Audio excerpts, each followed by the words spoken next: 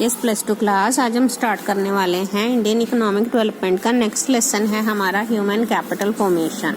तो सबसे पहले तो हमें ये पता होना चाहिए कि ह्यूमन कैपिटल होता क्या है। देखिए, हर एक इकोनॉमी में दो तरह के रिसोर्सेज होते हैं, एक होते हैं फिजिकल रिसोर्सेज और दूसरे होते हैं ह्यूमन रिसोर्सेज।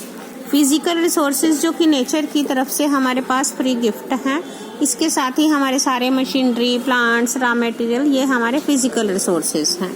जबकि ह्यूमन रिसोर्सेज का मतलब क्या हो गया, that is available in the form of human beings. लोगों के रूप में जो उपलब्ध होती है पूंजी, उसको हम ह्यूमन कैपिटल कहते हैं। बट ह्यूमन जो रिसोर्सेज हैं उसको ह्यूमन कैपिटल कहा जाता है।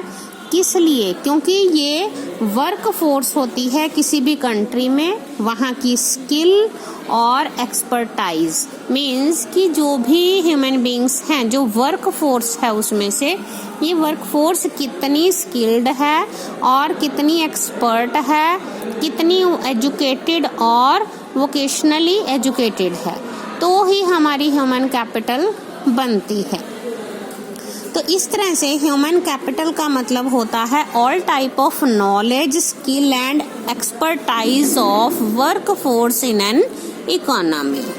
तो ह्यूमन कैपिटल और फिजिकल कैपिटल ज़्यादातर क्या होती है, ये लाइफलेस ऑब्जेक्ट्स होते हैं।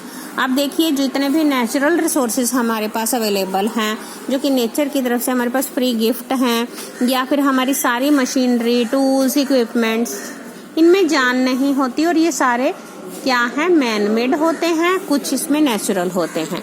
लेकिन ह्यूमन बीइंग्स क्या है, ह्यूमन कैपिटल, जो कि इंसानों के रूप में, लोगों के रूप में, जो वर्क फोर्स के रूप में एक कंट्री में अवेलेबल होते हैं। अब बात आती है ह्यूमन कैपिटल फॉर्मेशन क्या है। Human capital formation refers to the process through which people are transferred into a productive resource.